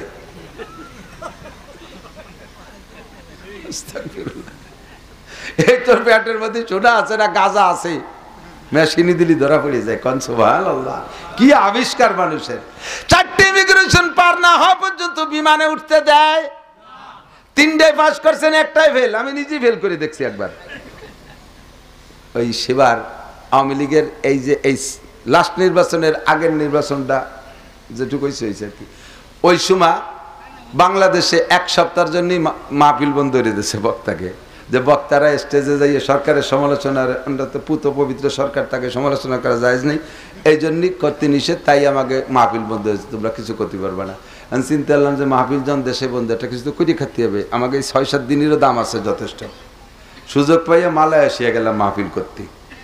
মালয়েশিয়া যাওয়ার সময় ইমিগ্রেশন এয়ারপোর্টে আমার লাগেজ ফ্যাগেজ তো তেমন কিছু নেই, হাতে একটা হ্যান্ড ব্যাগ, একটা ছোটো একটা ব্যাগ, অল্প কিছু কাপড়, ওটা পাস হয়ে গেছে। পাসপোর্ট ওকে, টিকিট ওকে। বডি ইমিগ্রেশনের সামনে যে ধরা পড়ে গেছি, মেশিন ধরে, লালবাতি জ্বলিয়ে ওঠে, রিং করে। যারা ইমিগ্রেশনে আইছে সবই আমার ওয়াজের শ্রোতা, আমারে চেনে। ওই রিং করার সাথে সাথে ওরাও লজ্জা পাচ্ছে। ঘটনা কি? সব পার হয়ে গেলে হুজুর ধরা পড়ে গেল কে? পকেটের থেকে সব খুঁজে বের করে দিছি, জুল পকেটে, পাজামার পকেটে, যেখানে যা ছিল। তারপরেও রিং করে। ঘটনা কি? লোকজন সব জড়ো হয়ে গেছে এয়ারপোর্টের ওই ডিপার্টমেন্টে যারা, সব আইছে আমার দেখতে, যে হুজুর কি কোন বিপদে পড়ে গেল, পেটের মধ্যে কি সোনা খেয়ে নিয়ে যাচ্ছে নাকি তাকে। আমি তো ভয় তারে থরথরে কাঁপতেছি লজ্জাতে। ওরা হুজুর ভয় নাই, কি জন্য একটু হইছে, রাখে না, ফেরেস্তা পাল্টাই দিচ্ছি। এতক্ষণ যারা ছিল তারা কোনোভাবে ধরতে পারেনি, এরপরে ফেরেস্তা পাল্টাই দিচ্ছে। এক মহিলা আইছে, মেশিন একটা আইনি আমার এই দিক, আমার দিক ফিরে লাইট মারলো। কয়েক হুজুর আপনার বুক পকেটে দেখেন একটা ছোট্ট পকেট ডায়েরি আছে, ওই পকেট ডায়েরি ডায়ালের ভিতরে দেখেন একখান বেলেট আছে। খুলে দিয়ে যে সত্যি তাই। আমি বললো বুড়ি বাবা, এদি আব্দুল কাদের জিলানী সে বুজুর্গ, কিভাবে আমার দিক চাই অমন জায়গা যে একখান বেলেট তাই টের পেয়ে গেছে। বডি ইমিগ্রেশনে ধরা পড়ে গেছি। বেলেট কান ফেলাই দেওয়ার পরে কবে যেন নখ কাটি ওর মধ্যে থুইছি, তা হয়তো রাস্তাঘাটে ফেলালি অ্যাক্সিডেন্ট হবে, তাই ওর মধ্যে থুয়ে দিই, তার ফেলাতি মনে নাই। ধরা পড়ে গেছি সেই দিন। দোস্তরে কিয়ামতের ময়দানে আল্লাহরে এই জন্য ভয় পাবেন। আল্লাহর সামনে 4টে ইমিগ্রেশন আছে। 1 নম্বর ইমিগ্রেশন গোটা জিন্দেগির ইমিগ্রেশন। আন উমরিকি ফিমা আপনা, 70-80 বছরের জীবন কোথায় কাটাইছো কইয়া যাও। চার দোকানে কতটুক, আরে হাট বাজারে কতটুক, স্কুল কলেজে কতটুক, গল্পের আড্ডায় কতটুক, হাই দুনিয়ার পচা রাজনীতির গল্পের মধ্যে কতটুক সময় দিয়েছ। আল্লাহু আকবার। ক্ষেত খামারে কতটুক দিয়েছ, সংসারের জন্য কতটুক সময় দিয়েছ। এই 70 বছরের হায়াত তোমার আব্বার দেওয়া না, 70 বছরের হায়াত তোমার নেতা দেয় নাই। যেই নেতার পিছনে যে স্লোগান দিয়া বোতল বাইরে দিলে ভোট শান্তি পাবে দেশের লোক, বোতল বাইর পিছনে পিছনে নাচিয়ে গিয়ে বেড়াইছো, ওই বোতল বাই তোমার হায়াত দেয় নেই। বোতল বাইর পিছনে এত সময় নষ্ট করছে কেন? একটু জবাব আমারে দিয়ে যাও। কে বলতে পারবেন? জবাব দেওয়ার মতো কে সাহস আছে? আজকে কি বার গেল? বুধবার। একেবারে আল্লাহর দিক তাকাইয়া সত্য কথা বলবেন। ঠুয়োটা মিথ্যে কথা বললে ভিন্ন বদ্ধ হয়ে দেব। গত বুধবারে দুপুরবেলা কি দিয়ে ভাত খাইছেন? কোন দিক একজনও কথি পারবেন না। আমি তো আজ সকালে কি খাইছি তাই আমার মনে নাই। 1 সপ্তাহের হিসাব দেওয়ার কায়দা নাই, গোটা জীবনের হিসাব কোনো মতো দিতে পারবো না। কথা বলেন ঠিক কি ঠিক না? সিদ্দিকা আয়েশা বলেন, ওগো নবী আমাদের সকলের কি হিসাব হবে, আর হিসাবে কি আমরা ধরা পড়ে যাব। আয়েশা রাদিয়াল্লাহু তাআলা আনহাকে নবী পাক বলেন, আয়েশা মান হুসিবা নুকিসা, যেই হিসাবের কাঠগড়ায় দাঁড়াবে রে আয়েশা, সেই বিপদে পড়িয়া যাইবে। আমরা নবী রাসূলরাও টেনশনে আছি, হিসাবের কাঠগড়ায় দাঁড়াইলে আল্লাহর সামনে থেকে পার পাওয়া বড় কঠিন। আয়েশা কয়, হুজুর তাহলে কি উপায়? কয়, আয়েশা বিনা হিসাবে পার হওয়ার কিছু আমল আছে, ওইগুলো করো, হিসাবের কাঠগড়ায় দাঁড়ানোর চিন্তা করো না, কোনো অবস্থায় হিসাবে যাইতে চেষ্টা করবা না, পুলিশের সামনে যাবা না, ঘোড়ার ফাঁসে যাবা না, এটা কথা আছে না? পুলিশের সামনে যাবা না, গেলি কোনো না কোনো কায়দায় ফেসায় ফেলবে, আর ঘোড়ার পিছনে যাবা না, দাঁড়াবা না, জোড়া লাথিতে চিৎ করে ফেলাই দেবে। আল্লাহর সামনে হিসাবে কাঠগড়ায় দাঁড়াবা না। কয় না দাঁড়ায় কাকে বিলাড়ালি কোনো দিক থেকে সারি ফেলা পালায় যার কায়দা আছে নাকি? কয় না, যাইতে হবে ওই গেট দিয়েই সাইডে প্রশ্নের জবাব দিয়ে যেতে হবে। তবে খেয়াল করেন, মাত্র এক ব্যক্তি, এক শ্রেণীর ব্যক্তিদেরকে হিসাব দেয়া লাগবে না। বলেন নাই সুবহানাল্লাহ? এক শ্রেণীর মানুষ হিসাব দেয়া লাগবে না, বিনা হিসাবে পার। চেনেন? বলবো হিসাব দিতে রাজি আছেন কেউ? হিসাব দিয়ে পারবেন? যদি না পারেন তাহলে বিনা হিসাবে পারার একটা ব্যবস্থা শিখে নিতে হবে না? হুজুর আলাইহিস সালাতু ওয়াস সালাম বলেন, যুবক আমার দিক, নবী পাক বলেন, মান হাফাযা আলাস সালাওয়াত আকরামাহুল্লাহু বিখামসি কিসাল, যেই ব্যক্তি 5 ওয়াক্ত নামাজ সুন্দর করে পড়ে আল্লাহ তাকে 5টি পুরস্কার দেয়। 1 নম্বরে ইউরফা আনহু যিকুল আইশ, এই 5 ওয়াক্ত নামাজের 1 নম্বর পুরস্কার, দুনিয়ায় রুজির অভাব রাখে না, ওই ব্যক্তি নামাজিকে আল্লাহ তাআলা অভাবে ফেলে না, 1 নম্বরে রিজিকের অভাব দেয় না। 2 নম্বরে আযাবুল কবর, কবর আযাব হবে না, নামাজি ব্যক্তির কবর আযাব হবে না। 3 নম্বরে ইউতিহিল্লাহু কিতাবাহু বিয়ামিনিহি, হাসরের মাঠে ডান হাতে আমলনামা পাইবে নামাজি ব্যক্তি। বলেন না সুবহানাল্লাহ? আরে দোস্ত, হাসরের মাঠে আমলনামা বিতরণ হবে আসমান থেকে, ফেরেশতারা হাতে হাতে দিয়ে যাবে না, যে ফেরেশতাকে সাথে একটা পিরিত করে তুমি ডান হাতে একখান কাটিয়ে নিয়ে যাবা। আমরা সদরপুরি মানুষ, নাইটেল মানুষ, আমরা একসাথে জোট করি এক ফেরেশতার হাতে সব ব্যাগ দড়ি কাটিয়ে নিয়ে যাব। ওই সুযোগ নাই, উপরের থেকে ছাড়বে। তাহলে আমি বাম হাতটারে পকেটের মধ্যে সারিয়ে রাখবো, ডাইন হাত আগে রাখবো। তোমার বাম হাত যে জায়গা থাকুক, বাম হাতে যদি আমলনামা বরাদ্দ থাকে ওই জায়গা চলে যাবে, ডাইন হাতে যতই সামনে রাখো ধরতে পারবা না। ডান হাতে আমলনামা যে পাইবে ওই লোকটার সামনের সমস্ত সাবজেক্টগুলো আসান হয়ে যাবে। কাজেই এই ডান হাতে আমলনামা পার একমাত্র আমলের নাম হলো নামাজ। 3 নম্বর, ডান হাতে আমলনামা পার পরে এবার আপনি খুশিতে বাগ বাগ ডান হাতে আমলনামা পেয়ে গেছে, আর কোনো টেনশন নাই, জান্নাতি আপনি হয়েই গেছেন। কিন্তু একটা মুশকিল হলো, আপনার জান্নাতে যাইতে হলে, পদ্মা ঢাকা যাইতে হলে পদ্মা পার হওয়া লাগবে। তাইতে আরিসা পার হন, আর মাওয়া পার হন, অথবা চাঁদপুর ফেরিঘাট পার হন, অথবা এভাবে ধাপাড়া যান, যে জায়গা যান পদ্মা পার হওয়া ছাড়া উপার যাওয়ার কায়দা নাই। অথবা পাশে কুষ্টে যান, লালন শাহ, সব জায়গায় পদ্মা আর পদ্মা। ঢাকা যাইতে হলে পদ্মা, আর জান্নাতে যাইতে হলে একটা পুল আছে, ওই পুলের নাম পুল সিরাত, ওইটা পার হওয়া ছাড়া উপার যাওয়ার কায়দা নাই। ফেরেশতারা ফেরেশতাদের কাছে বলবেন, ভাই আমি ডান হাতে আমলনামা পেয়েছি, জান্নাত কোন দিক? কয় এই দিক জান্নাত। চলে যাবেন জান্নাতের দিকে, যাইয়ে দেখবেন যে বিশাল পুল। আহা, বিশাল পুল! এ পুল আবার অনেক চওড়া না, আমাকে পদ্মা সেতুর মতো অত বড় ফোরলেন না। পুল চুলের চাইতে চিকুন, হীরার চেয়ে দাঁড়। আর আমাকে দেশে তো বাঁশের 4 শাখা আছে না, পার হইতে গেলে একটু খেয়াল করি যে পাততলেরটা কেমন। যদি দেখে যে পাততলেরটা দুর্বল, তাহলে দরারটার দিক খেয়াল করি যে ওইটা যদি মজবুত থাকে তাহলে এখান ভেঙে গেলে কমপক্ষে ঝুলতে ঝুলতে এলে উপার চলে যেতে। সে পুল সিরাতে দাঁড়ে যে দেয় যে সে দরনা, এই বাস নাই, দরনা বলতে নাই, চিকুন, উঠতে 10,000 বছর, সমতলে 10, নামতে 10, এই 30,000 বছরের পথ, চুলের চাইতে চিকুন, হীরার চেয়ে ধার, দরনার কিছু নাই। ভয়তে চক্ষু বন্ধ করে বসে পড়বেন, আল্লাহ তালি ডাইনাতে আমলনামা পাইও, বেচতে যাওয়া হলো না। ভয়তে থরথর করে কাঁপতে থাকবেন। ইতিমধ্যে চিন্তা আবার আসবে যে আল্লাহ, পুলসিরাত পার না হলে তো ভেস্তে যেতে পারবো না, যাইতে তো হবে, ডান হাতে আমলনামা পাইছি, ভেস্তে বরাদ্দ হয়ে গেছে, কিভাবে পার হবো? এই বলে চোখ খুলবেন, খুলে দেখবেন যে উপার চলে গেছেন, কোন ফাঁকে আপনি নিজেও জানেন না। ওয়ায়ামুরু আলা সিরাতিকাল বারক, বিদ্যুৎ গতিতে পুলসিরাত পার হওয়ার জন্য আর কোনো আমল নাই। বিদ্যুৎ গতিতে পুলসিরাত পার হওয়ার 100 খতম কোরআন শরীফ আপনার আমলনামায় আছে, ওইতে অন্য নেকি পাবেন। 50টা উমরা আছে, তাইতে অন্য ফজিলত পাবেন। 10টা হজ আছে আমলনামায়, তাইতে অন্য ফজিলত পাবেন। 1 কোটি টাকা দান করা আছে, তাইতে অন্য নেকি পাবেন। কিন্তু পুলসিরাত পার হইতে এক নামাজ ছাড়া আর কোনো আমলের দ্বারা কাজ হবে না। এবার নামাজি ব্যক্তি বিদ্যুৎ গতিতে পুলসিরাত পার হবে। এবার পুলসিরাত পার হওয়ার পরে ফাঁকা চরের মধ্যে ঘুরে ঘুরে বেড়াবেন, আল্লাহ বেহেশতে কোন দিক তালাশ করে পাচ্ছি না, আল্লাহ বেহেশতে কোন দিক, টেনশনে পড়ে যাবেন। না, ওই চিন্তা করা লাগবে না, আপনার আর কোনো চিন্তা নাই। বিনা হিসাবে ওয়ায়াদখুলুল জান্নাতা বিগাইরি হিসাবে দাঁড়াইলে কেউ পার পাবে না। ওই জায়গা আল্লাহ তাআলা একমাত্র নামাজি ব্যক্তিদেরকে বিনা হিসাবে জান্নাতে দিয়ে দেবে। নবী পাক বলেছেন, আমার নবী কি সত্যি বলে না মিথ্যা বলে? মিথ্যা বলে না সত্য বলে? নবী কখনো মিথ্যা বলে না, সত্য কথা বলে। তাহলে বিনা হিসাবে পার হওয়ার একমাত্র আমলের নাম হলো, ঠিক আছে তো? পড়া যাবে না খালি ঠিক আছে? পড়া যাবে নামাজ? একটু প্রস্তুতি নেন ভাই। নামাজে আলো ভালো লাগে, নামাজ পড়তে তো ভালো লাগে। যারা নিয়মিত নামাজ পড়েন আগে তাদের কাছে শুনি, যারা নিয়মিত নামাজ পড়েন তাদের কাছে শুনি। কারণবশত যদি কোনো এক ওয়াক্ত নামাজ ছুটে যায়, ধরে নেন ফজর ছুটে গেছে, ঘুমিতে উঠতে পারে নাই, বলেন তো সত্যি কথা বলেন, ঘর থেকে বেরোতে ভয় লাগে কি লাগে না? লাগে না? যে কাজে হাত দেব মনের ভিতরে আতঙ্ক, ওই আইজার হবে না, নামাজ পড়ি নেই, ও সব ব্যর্থ হয়ে যাবে। কতক্ষণ ঠিক না? তোমরা যারা নামাজ সচরাচর পড়ো না যুবক, একটু সাক্ষী দাও, কোনো এক ওয়াক্ত যদি জামাতে নামাজ পড়তে পারো, বলো তোমার মনের মধ্যে আলাদা একটা আনন্দ লাগে কি লাগে না? সাহস লাগে কি লাগে না? অবশ্যই তোমার আনন্দ লাগে যে আমি রব্বুল আলামিনকে খুশি করে বেরোইছি, আল্লাহর হুকুম মেনে বেরোইছি, কাজে আমার সব কাজে সফল হব, এমন একটা সাহস ভিতরে তৈরি হয়। ঠিক কিনা? নামাজের মজাই আলাদা, নামাজের স্বাদই আলাদা। আর এ পড়তে কোনো কষ্ট নাই। নামাজি ব্যক্তির চেহারার ভিতরে নূর আসে। নিয়মিত আমি নামাজ পড়বো, আল্লাহ তাআলার কাছ থেকে আমি 5টি পুরস্কার নিয়ে নেব। 1 নম্বরে ইমিগ্রেশন, গোটা জীবনের ইমিগ্রেশন। 2 নম্বরে যৌবনকালের ইমিগ্রেশন। তুমি কয় বোতল গাঁজা খাইছো হিসেব দিয়ে যাও। গাঁজা কি বোতলে থাকে না কিসিতে? আমি তো জানি, ঢুটা করছি। গাঁজা কিসি থাকে? সালা কাছে কবে না যে খালি তো বুঝবেন যে আমল করে। গাঁজা, ফেন্সিডিল, হিরোইন কি পরিমাণ খাইছো কও?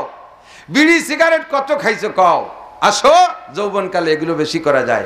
বাইসাইকেল চালাই ইস্তেমায় যাওয়া যায়, যৌবনকালে বাইসাইকেল চালায় চরমুনায় যাওয়া যায়, যৌবনকালে বাইসাইকেল চালায় প্রত্যেক মাসে আব্দুল গফফার সাহেব হুজুরের মাসিক ইস্তেমায় যাওয়া যায়, যৌবনকালে বাইসাইকেল চালাইয়া কাশিয়ানি উড়াকান্দি ঠাউর বাড়ি যাওয়া যায়, যৌবনকালে সাইকেল চালায় 30 মাইল দূরে দুর্গা পূজা, কালী পূজা, সরস্বতী পূজা, লক্ষ্মী পূজায় যাওয়া যায়, যৌবনকালে শীতের রাত্রে শেষ রাত্রে উঠে দাঁড়ায় দাঁড়াইয়া তা গোসল করে তাহাজ্জুদের নামাজ পড়া যায়, যৌবনকালে শেষ রাত্রি সারা রাত দাঁড়ায় দাঁড়ায় মেসি নেইমারের ফুটবল খেলা দেয়া যায়। সবটাই প্রমাণ আছে। কতক্ষণ ঠিক না? তো তোমার যে যৌবনরে ব্যবহার করিয়া রাত 3টে 4টের শো তুমি ছাড়ো নাই, ফুটবল খেলা রাত 4টে হবে মেসি নেইমারের, আর সেই খেলা দেখার জন্য সারাটা রাত টেলিভিশন সামনে করে দাঁড়ায় রইছো, শীতে টিটটির করে কাঁপছো। তা যেহেতু পারো, অবশ্যই তুমি শেষ রাত্রে উঠে দাঁড়ায় তাহাজ্জুদের নামাজ পড়তে পারতে, ফজরের নামাজ পড়তে পারতে। ওইটা করছে, এইটা কেন করো না? জবাব দেওয়ার কায়দা আছে। বলবেন যে আল্লাহ আমাদের কলেজে পড়তো না, কেউ পড়তো না, নামাজ কেউ পড়তো না, এই জন্য সে একটা মেলে পড়ি না পড়া যায়। আল্লাহ কা সোর মিথ্যে কথা কইস, তোকে কলেজে আমি জানি তো, তোকে কলেজে 100-র উপরে ছেলে মাথায় পাগড়ি পরে আব্দুল গফফার সাহেবের কাছে যায়, চরমুনায় যায়, তবলিগের 3 চিল্লার সাথী। তোকে কলেজে একটা মেয়ের দিক জীবনে তাকাই নেই, জীবনে চোখ উঠোয় তাকায় না, আবার লেখাপড়ায় সেগুলো গোল্ডেন এ প্লাস। তোকে কলেজে অমক আব্দুর রহমান, আব্দুর রহিম, জামাল, কামাল, এই সমস্ত 100 ছেলে আছে। কতক্ষণ প্রত্যেকটা কলেজে আছে না নাই? আছে না নাই?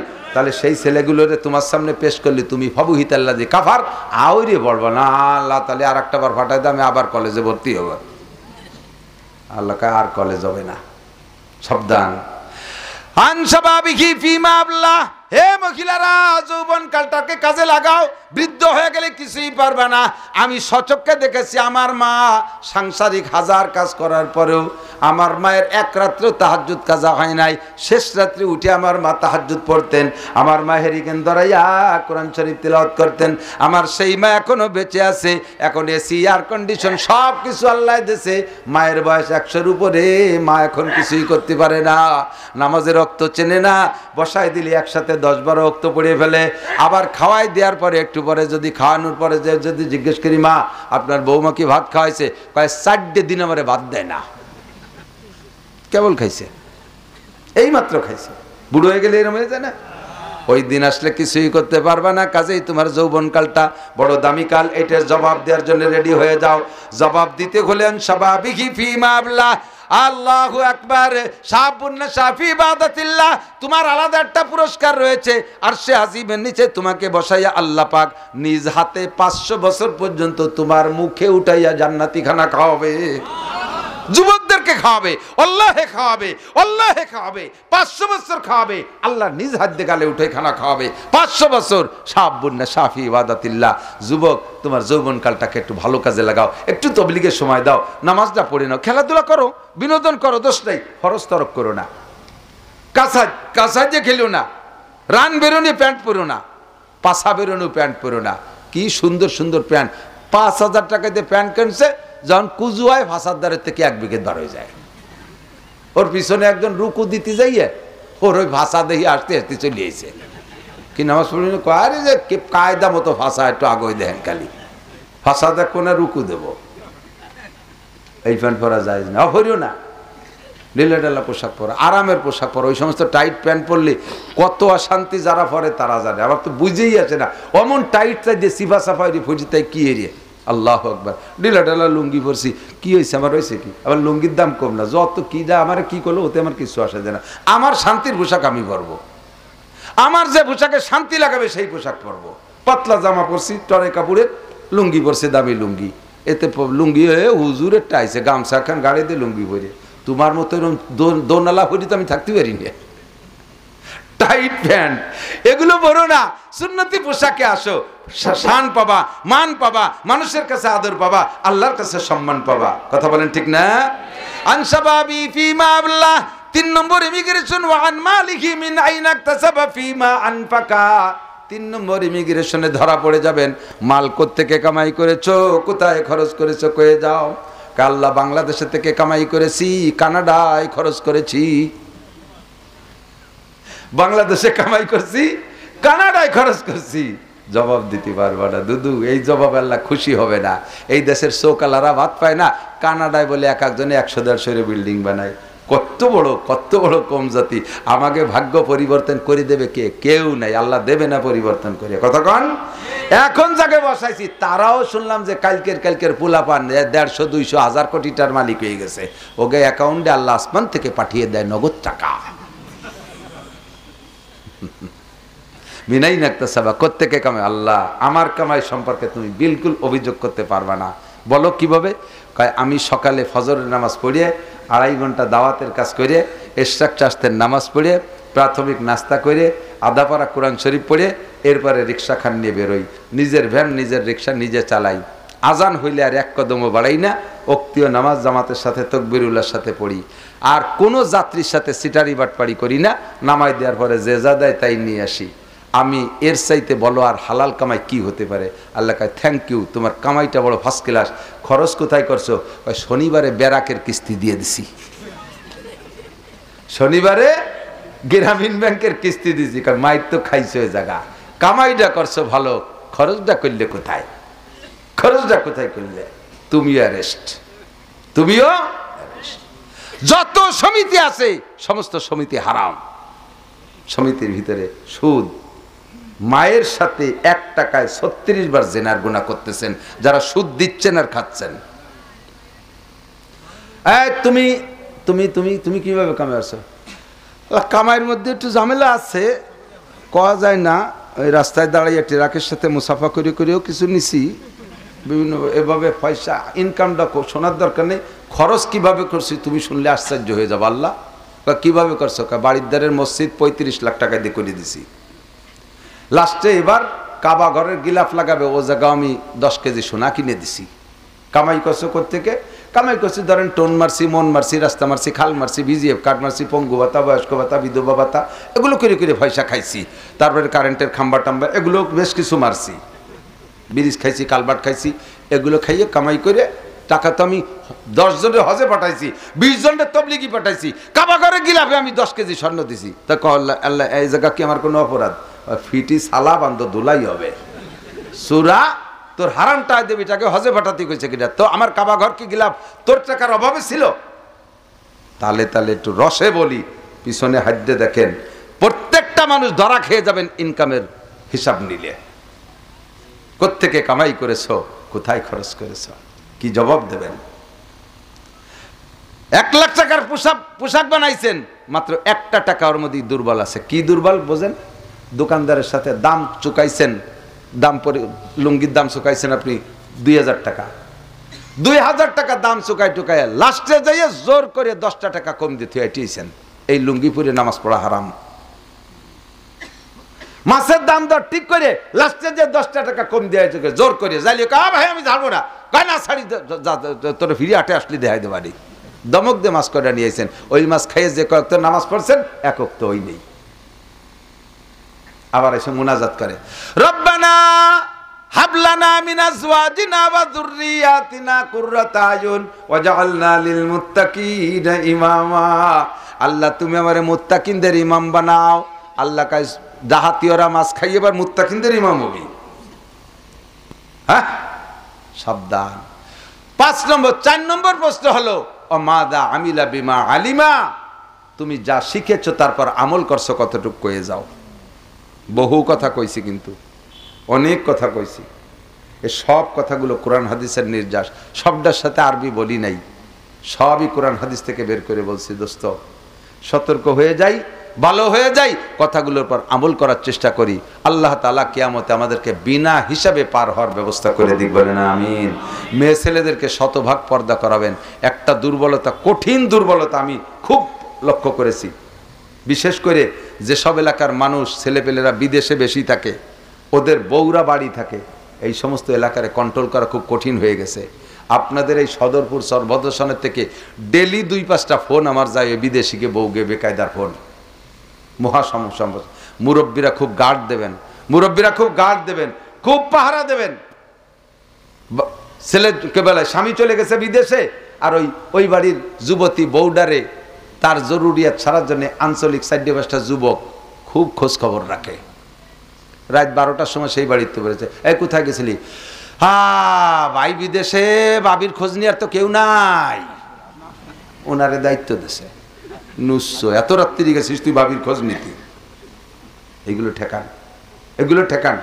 বাড়ি ঢোকে সালাম নাই, কালাম নাই, কাশ নাই, পাদ নাই, বরবার করে ঢুকে পড়ছে ঘরের ভিতরে। গরমকালে মহিলারা কারেন্ট নাই, গায়ের কাপড় খুলে দিয়ে বসে রয়েছে, তার ঘরে সে বসে থাকতেই পারে। আপনার ঘরের ভিতরে জালনা দরজা সব বন্ধ করে আপনি পুরো শরীর সম্পূর্ণ কাপড় খুলিয়ে দিয়ে বসে থাকবেন, সগীরা কবিরা কোনো গুনাহ হবে না, ফরজতরক হবে না। ফরজতরক হবে যখন মানুষে দেখে ফেলবে, মানুষের চোখে পড়লি। আপনি বাথরুমের ভিতরে গোসল করতেছেন, সম্পূর্ণ কাপড় খুলে গোসল করবেন, দোষ নাই। যদিও কিছুটা আদবের খেলাফ, দোষ নাই, কবিরা সগীরা কোনো গুনাহ হবে না। তা মহিলা তার ঘরের ভিতরে এমন করে বসে আছে, সে জায়গা স্থানীয় মানুষ, দেওর ভাসুরি রাজাইয়া, তারপর নিজেদের সবাই কোনো কথা নাই, বাইরেতে সালাম করে বদবদ করে ঢুকে গেছে, যে দেখা যায় মহিলা বেপর্দা বসে রয়েছে। হয়তো একটা হাসি দিল অথবা একটু শরিক হয়ে বার হয়ে আসলো, কিন্তু গুনাহ তো হয়ে গেল বস্তা ভরিয়ে। এমনকি আর একটা গোপন কথা বলে দেই, ছোটরাও যদি থাকো, ছোটরা খেয়াল করবা, আব্বা মা 2জন ঘরে আছে, 2জনের স্যান্ডেল বাইরে আছে, সন্তানরা বাহিরে বা অন্য কেউ বাহিরে আছো যারা, ওই ঘরের ভিতরে আব্বা মা 2জনের স্যান্ডেল দেখতেছি, হোক দিন এবার রাত্রে, ওই ঘরে সংকেত না দিয়ে তুমি চট করে ঢুকে পড়বা না, সংকেত না দিয়ে চট করে ঢুকে পড়বা না। আব্বা মা তারা তো স্বামী স্ত্রী, তারা যে কোনো হালতে থাকতে পারে। তুমি সন্তান যে যদি তাদের এই বেহাল অবস্থাটা দেখে ফেলো, তাদেরও লজ্জার শেষ নাই, তুমিও লজ্জায় মরে যাবা। বাইরের থেকে ওই হাঁটার ভিতরে শব্দ দাও, স্যান্ডেলে জোরে জোরে শব্দ দাও, অথবা কাজ দাও, অথবা সালাম দাও। বাইরে থেকে জিজ্ঞেস করো, আম্মু আসবো, আব্বু আসবো। এটা বাচ্চাদের প্রশিক্ষণ দেবেন। নইলে বহুত সন্তান আব্বা মার বেহাল অবস্থা দেখে তাদের ভিতরে অন্যরকম একটা অবস্থার সৃষ্টি হয়, এরপরে নিজেদেরকে কন্ট্রোল করতে পারে না, অকালে শেষে বিভিন্ন দিকে নষ্টভ্রষ্ট হয়ে যায়। সব ভালোই নাম করে করতে পারলাম না, কথা বোঝেন ঠিক কিনা? এগুলো শিক্ষা দেবেন। লাকাদ কানা লাকুম ফি রাসূলিল্লাহি উসওয়াতুন হাসানা, এটাই ছিল নবীর আদর্শ। কোরআনের ভিতরে আছে লা তাদখুলু বুয়ুতান গায়রা বুয়ুতিকুম হাত্তা তাস্তানিসু ওয়া তুসাল্লিমু আলা আহলিহা, অন্যের ঘরে ঢোকার সময় সালাম না দিয়ে, সংকেত না দিয়ে, অনুমতি না নিয়ে তুমি ঢুকবা না। পর্দা করান, বউ বাচ্চারা মেয়ে ছেলেদেরকে পর্দা করান, নিজেরা পর্দা করেন, 5 ওয়াক্ত নামাজ জামাতের সাথে পড়ার চেষ্টা করেন, আর মসজিদ মাদ্রাসাগুলোকে দেখভাল করেন। যতদিন মাদ্রাসা আছে অতদিন দুনিয়া আছে, মাদ্রাসা থাকবে না দুনিয়াও থাকবে না। বলবেন এই গ্যারান্টি পাইলেন কোথায়? একটা কথা বোঝেন, বর্তমানে দুনিয়া আছে না নাই? আমেরিকার শক্তি বলেও নাই, জাপানের শক্তি বলেও নাই, প্রযুক্তির বলে নাই, দুনিয়া বর্তমানে টিকে আছে মোমেনদের আল্লাহ আল্লাহ জিকিরের ওসিলায়। নবী পাক বলেন লা তাকুমু সা হাত্তা ইউকালা ফিল আরদি আল্লাহ আল্লাহ, যতক্ষণ জমিনে আল্লাহ বলনেওয়ালা একজন মানুষ থাকবে অতদিন কিয়ামত হবে না। তাহলে আল্লাহ বলনেওয়ালা আছে বিধায় দুনিয়া আছে, আল্লাহ বলনেওয়ালা যতদিন থাকবে দুনিয়া অতদিন থাকবে। আল্লাহ বলনেওয়ালা থাকবে কতদিন? যতদিন আল্লাহ বলানেওয়ালা থাকবে। আল্লাহ বলানেওয়ালা কিরা? Doctor, master, engineer. আল্লাহ বলানেওয়ালা উলামায়ে কিরাম। তাহলে উলামায়ে কিরাম থাকবে তো আল্লাহ বলানেওয়ালা থাকবে। এবার উলামায়ে কিরাম থাকবে কতদিন? যতদিন উলামায়ে কিরাম আলেম বানানোর কারখানা থাকবে। এই আলেম বানানোর কারখানা স্কুল, কলেজ, ইউনিভার্সিটি নয়, আলেম বানানোর কারখানা মাদ্রাসা। এই জন্য একবার আমি রেজাল্ট দিয়ে দিতে পারি যে দুনিয়া অতদিন থাকবে যতদিন মাদ্রাসা থাকবে। একটু বিরক্ত হবেন না। ঘরে ঘরে মাদ্রাসা, এত কালেকশন করে, যা পারেন দেবেন, যা পারেন দেবেন। দিয়েছেন, অনেক শুকরিয়া, ধন্যবাদ। এরপরেও দেবেন। আল্লাহ তাআলা আমাদের দান দেন, সব ইবাদত ছোট বড় কবুল করুন, সবাই বলি আমিন। ভাষাগত ত্রুটি বিচ্যুতি মার্জনীয়। এই কথাগুলো আমলে আনার জন্য একটু তবলিগি সময় লাগানোর চেষ্টা করেন। তবলিগি সময় লাগাইলে আর হক্কানি পীরের সোহবাত, মুফতি আব্দুল গফফার সাহেব, সরমনের হুজুর, এই জাতীয় বড়দের সাথে সোহবাত রাখলে কথাগুলো আমল করতে সহজ হয়। সুবহানাল্লাহি বিহামদি, সুবহান।